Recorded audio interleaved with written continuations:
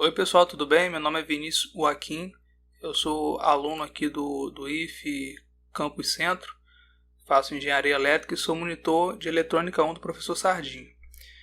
Bom, vamos ao circuito dimmer, né? Vamos analisar esse circuito. Bom, primeiramente, o que é um dimmer, né?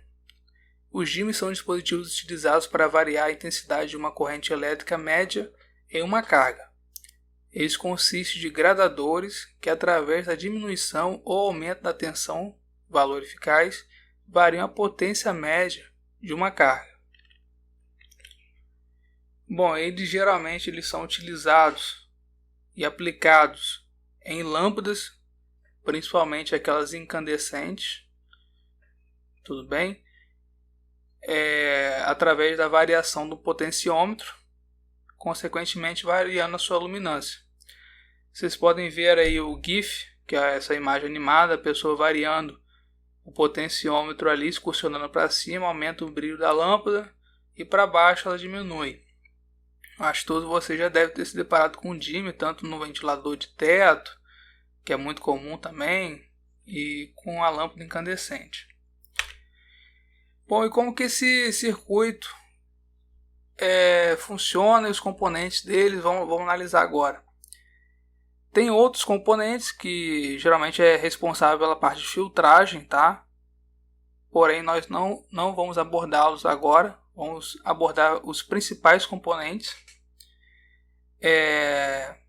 para fazer o circuito funcionar. São eles o potenciômetro, que é um resistor variável, um resistor, que é o resistor de segurança, um capacitor, um diac, um SCR, ou triac e a carga.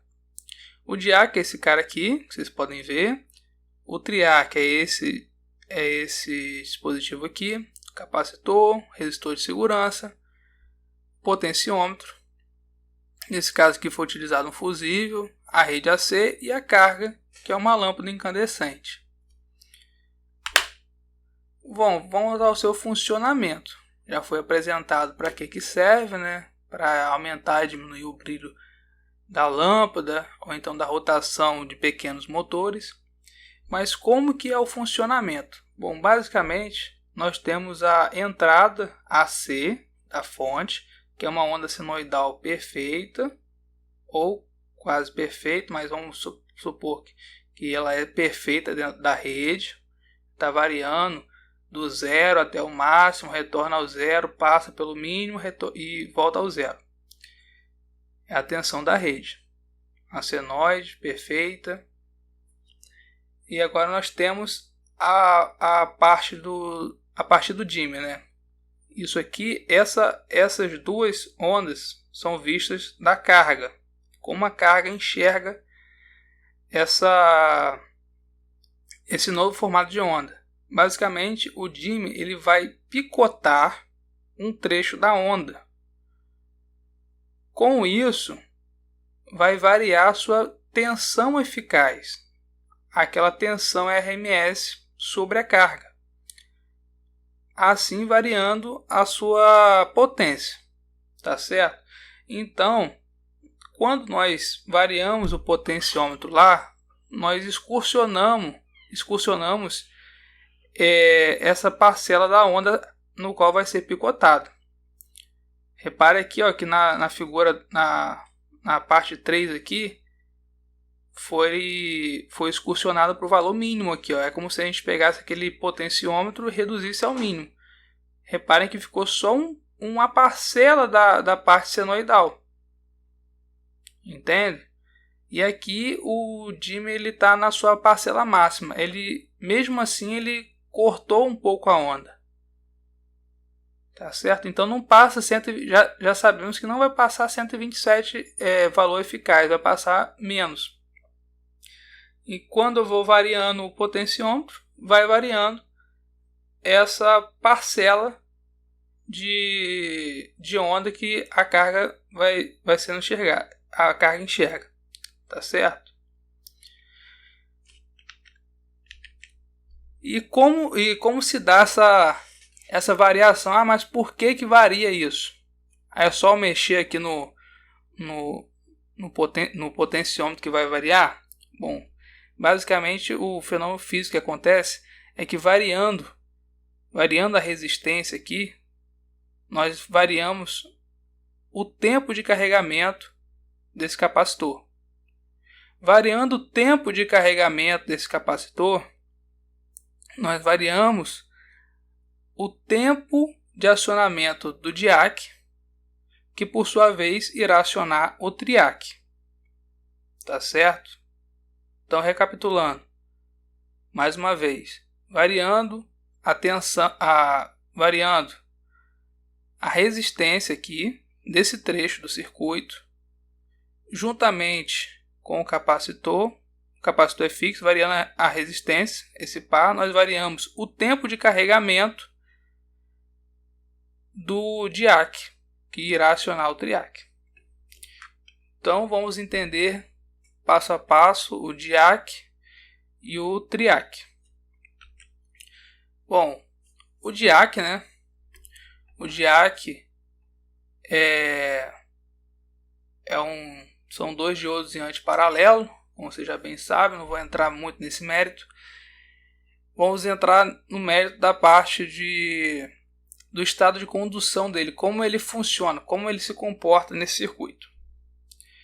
Bom, o diac tem essa curva característica aqui, que ele vai liberar a tensão e corrente a partir da tensão de ruptura. Exemplo, a maioria dos diacs é na faixa dos 30 volts. Tem uns que são 28 volts, 32 volts, mas a média é 30 volts. Então, quando a senoide percorrer do 0 até o 20 volts ali, ele vai estar desenergizado. Essa parcela aqui do diac não vai estar conduzindo, vai estar bloqueado, tá certo? O diac não vai permitir a passagem de corrente até que atinja os 30 volts, que é a tensão de ruptura. Atingiu os 30 volts ali na senoide, aí sim que ele começa a conduzir. Passou de 30 aqui, que é o VBO, ele vai permitir a passagem dessa corrente. Tá certo? Então, e o SCR? O SCR é um dispositivo que ele permite também a passagem de corrente e tensão, porém ele precisa de uma tensão no gate dele, que é um sinal, tá certo? E ele só conduz de um lado, ele só conduz no semiciclo positivo da senoide. A diferença dele do SCR o triac é justamente essa. O triac, que nós estamos vendo aqui, a partir do momento que ele recebe um sinal no gate, ele libera a passagem de tensão tanto no semiciclo positivo quanto no semiciclo negativo. Entenderam? Então a comparação aqui do SCR e do triac, essa curva característica deles, quando aplicado no circuito, nós temos aqui uma tensão AC. Quando colocado um SCR, ele vai conduzir apenas e ao receber um disparo no gate, ele só vai conduzir no semiciclo positivo. Já no triac, ao receber o sinal no gate, ele conduz nos dois sentidos. Claro que aqui tem uma pequena distorção, tá? Não é perfeito como a tensão na entrada da rede. Tem uma leve distorção aqui, mas para fins didáticos aqui não tem distorção. E é sempre ao receber um pulso no gate. Se ele não receber o pulso no gate, ele vai estar bloqueado, não permitindo a passagem em nenhum dos dois sentidos. Voltando, né, ao dimmer, agora com um pouco mais de embasamento, vamos definir alguns parâmetros. Nós temos aqui o ângulo alfa, tá? O que é o ângulo alfa? O ângulo alfa vai ser justamente a parcela da onda, o trecho dessa onda aqui que foi picotado, a parte que não existe, falando. E ela pode ser tanto no semiciclo positivo quanto na parte de baixo aqui, semiciclo negativo. Tá certo? E reparem o funcionamento, né? A partir do momento que eu tenho que aqui o par RC, que é o resistor capacitor, ele atinge uma tensão. Ele atinge uma tensão para acionar o meu diac aqui, porque tem um tempo. Variando essa resistência aqui, varia o tempo de carregamento desse capacitor. Certo? Podemos ver aqui, ó, quando atinge um valor determinado pelo projetista, tá? É acionado a parcela dos 30 volts que eu comentei do diac. Aí acontece esse pulso aqui, ó. O diac ele libera essa passagem de tensão para acionar o gate. Então manda esse pulso aqui. Por isso que as pessoas costumam dizer que o diac ele aciona ele aciona o triac. Serve para acionar o triac. É basicamente por isso. Porque a partir do momento que surge uma tensão de ruptura, ele manda um pulso, esse daqui é o pulso do diac, que vai acionar o gate do triac e o triac passa a conduzir nessa parcela, nesse restante da senoide aqui, ó. Repare que essa parte aqui, ó, onde está o mouse, foi apagada, entre aspas, e só vai passar essa parcela aqui da onda para a carga. A carga só vai enxergar essa parcela da onda. E ao passar pelo zero aqui, o diac deixa de entrar em estado de condução, retorna a zero, desenergizando o pulso no gate, tá? Aqui, ó, o gate desenergizou o pulso no gate, só vai retornar quando o quê? Quando a tensão negativa de 30 volts, menos 30 volts, chegar aqui, ó, chegou nele o menos 30 volts, chegou, então vai dar um pulso aqui no gate, no qual vai dar um pulso o diac vai dar um pulso no gate do triac aqui embaixo, liberando a parte negativa da onda, tá certo? Então acho que ficou claro. Bom, como eu comentei, o ângulo alfa é esse ângulo aqui, tá? Esse outro é o ângulo beta. Nós não vamos entrar nesse detalhe, mas ângulo alfa, ângulo beta. E o que importa para a gente é justamente a tensão eficaz ou tensão RMS na carga aqui, ó, na lâmpada. Se nós utilizarmos um SCR ao invés do triac, nós utilizaremos essa fórmula aqui de baixo. Se nós utilizarmos um triac, nós vamos utilizar essa fórmula aqui de cima para definir a tensão eficaz. Então vamos prosseguir. Atenção, só comentando. Tensão RMS é igual a tensão máxima. Tensão máxima da onde? Da fonte. Um exemplo seria 127 raiz de 2, que é a tensão máxima. Raiz de 1 meio menos alfa sobre 2π mais seno de 2 alfa sobre 4π. Então, o que é analisado num projeto de um dimmer, né? Caso nós fôssemos projetar um dimmer, nós precisaríamos saber dessa fórmula aqui, que é a fórmula, que a partir dessa fórmula aqui, que é a fórmula de tensão no capacitor, nós extraímos o T, tá? Através das propriedades algébricas. Nós podemos essa fórmula, o T, essa fórmula aqui de T é originada através dessa outra fórmula aqui que nós já conhecemos, que é a tensão de carga no capacitor. fazendo a manipulação algébrica, nós chegamos à constante de T. Tá? Em quanto tempo que eu demoro para atingir o tempo de carregamento no qual eu preciso, que está aqui, que o R, é a resistência que nós precisamos descobrir. O capacitor, caso nós estivéssemos projetando, o capacitor é um valor arbitrário. Eu arbitro o meu capacitor, arbitro um tempo. Esse tempo tem que ser no menor ângulo possível para aproveitarmos o máximo do semiciclo da onda, tá certo? Então esse tempo aqui é um tempo também arbitrário e consequentemente nós vamos ter o tempo, temos o capacitor, temos a tensão de entrada da fonte em RMS, simulando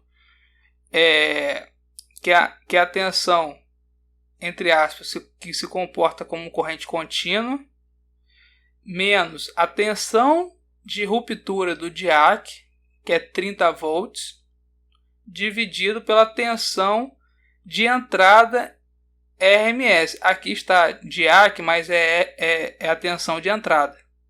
Eu corrigi no próximo slide, achei que tinha corrigido aqui, mas é a tensão de entrada da RMS, tá certo? Então, se fôssemos projetar, nós acharíamos um ângulo aqui, o ângulo próximo a 10 graus, por exemplo, já seria um ângulo bom se trabalharmos. Converteríamos para rad, dividiríamos a parcela em rad dividido por 2πf, encontraríamos o tempo. Achando esse tempo, colocaremos aqui. O capacitor é arbitrário, acharíamos o R, certo? Então vamos lá. Em vez de nós projetarmos, nós vamos analisar primeiramente um circuito pronto, né, para melhor entendimento. Aí nós precisamos analisar a tensão de entrada da rede. No nosso caso, nós vamos utilizar 127 volts, frequência de 60 Hz.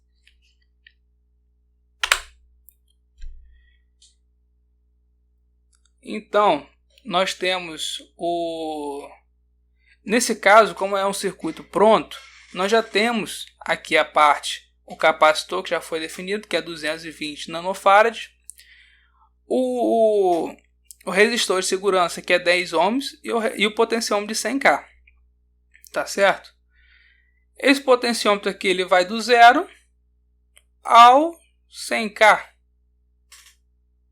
tudo bem? Vamos analisar se ele tivesse com. Vamos analisar para que eu tivesse o máximo de brilho na lâmpada. Para que eu tenha o máximo de brilho na lâmpada, eu tenho que colocar o potenciômetro com a menor resistência. Tudo bem? A menor resistência é 0, é como se eu tivesse sem o potenciômetro, então eu estou meio que bypassando esse trecho aqui. E vai ficar somente o resistor de segurança. Então vamos analisar para esse caso aqui. Nós temos o resistor, que vai ser o resistor de segurança. Tudo bem? Vai ser 10K. Se eu quisesse saber quando a tensão eficaz quando fica em 50% do potenciômetro, aí seria 50K mais 60K, que está em série. Aqui, tá vendo? Aqui seria 60. Mas como eu quero saber o máximo da tensão eficaz, então vou trabalhar somente com 10K.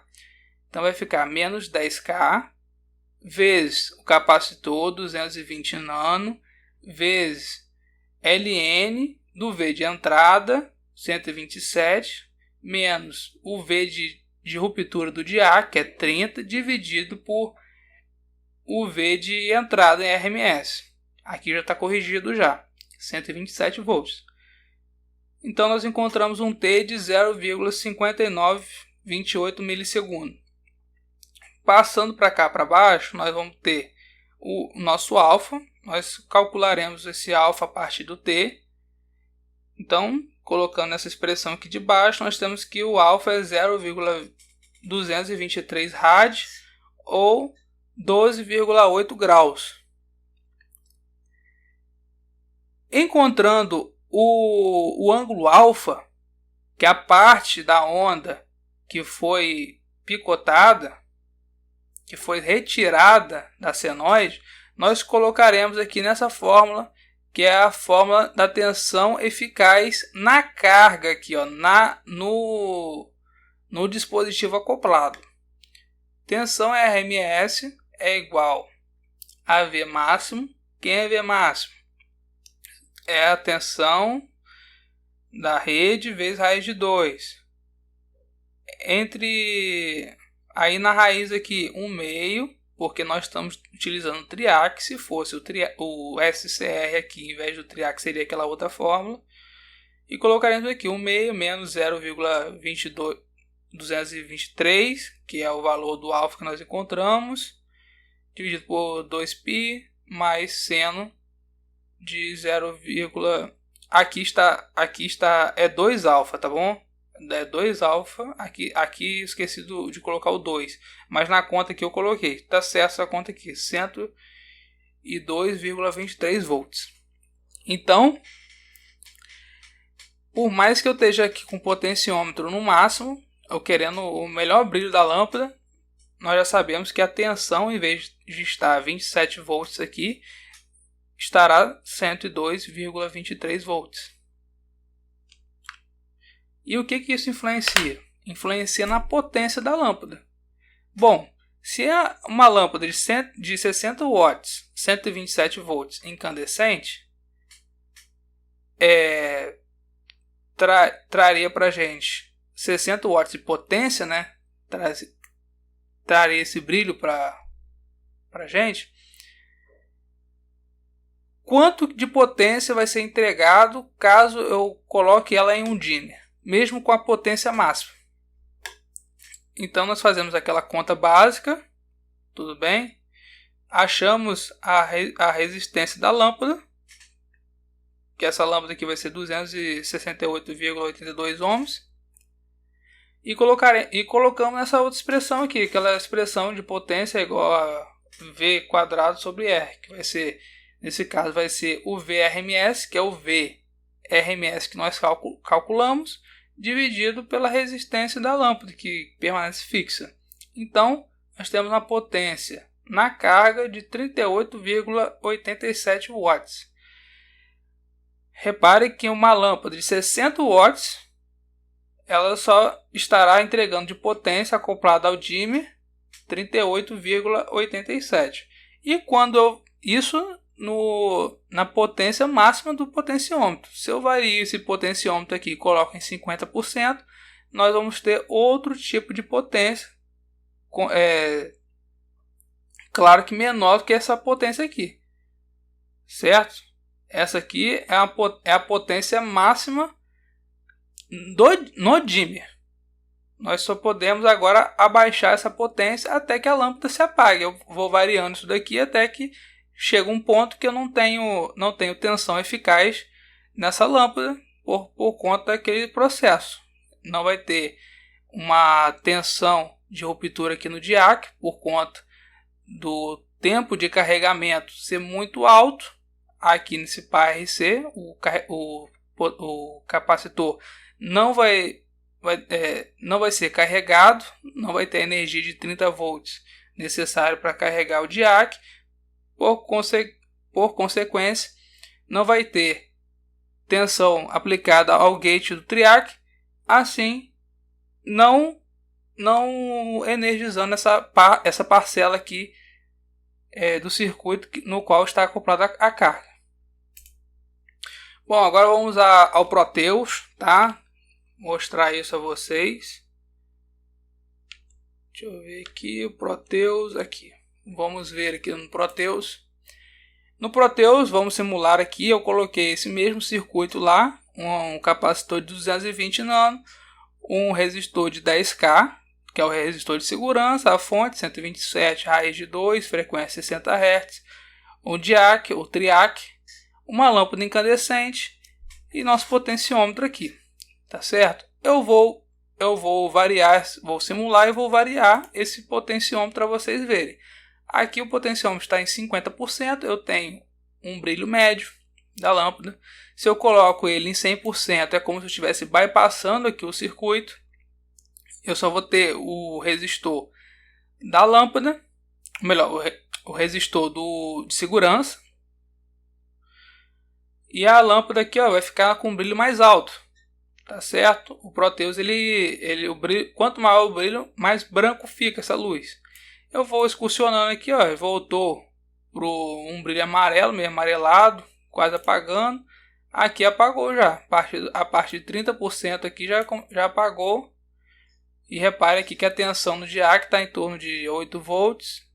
Então já não tem como acionar o gate do TRIAC. Então essa parcela aqui está desenergizada. Tá certo? Eu fiz uma simulação aqui com 50%. Vou dar um pause aqui. Essa aqui, ó, é a simulação que eu tinha feito com 50% do potenciômetro. Reparem, tá, pode ser um pouco difícil de vocês analisarem aqui, talvez por conta do tamanho. Era bom vocês assistirem esse vídeo no computador para ficar um pouco maior a imagem. Porém, aqui, ó, nessa parcela aqui, ó, o sinal verde é o sinal da fonte, tá? É o sinal senoidal 127 volts, a parcela verde. O sinal do TRIAC é a parcela vermelha e a parcela do DIAC é a parte azul. Reparem que a partir do momento que o DIAC, que é a parcela azul, atinge os 30 volts, que está aqui, ó, 30 volts, ele manda um sinal para o DIAC ser acionado, tá? Então, olha só, o TRIAC ele entra em operação com esse pulso aqui, ó. Deu um pulso no gate do TRIAC, o DIAC deu um pulso no gate do TRIAC, acionou o TRIAC. Então o TRIAC ele vai percorrer essa parcela da senoide aqui, ó, até chegar no zero. Tudo bem? Aí chegou no zero, o DIAC vai ser desacionado, o TRIAC também. Não vai conduzir nessa parcela do semiciclo aqui. Só volta a conduzir quando o DIAC chegar a menos 30 volts. Quando chega em menos 30 volts, dando um zoom aqui, ó. Quando chegar em menos 30 volts, ó, repara ali, ó, menos 30 aqui, ó, menos 30 volts, vai começar a conduzir, vai gerar um pulso no gate do TRIAC e vai começar a conduzir novamente o semiciclo negativo para a carga. Tudo bem? Então, basicamente, foi esse a análise, né, do circuito dimmer. Qualquer dúvida, podem entrar em contato. E é isso, gente. Até mais.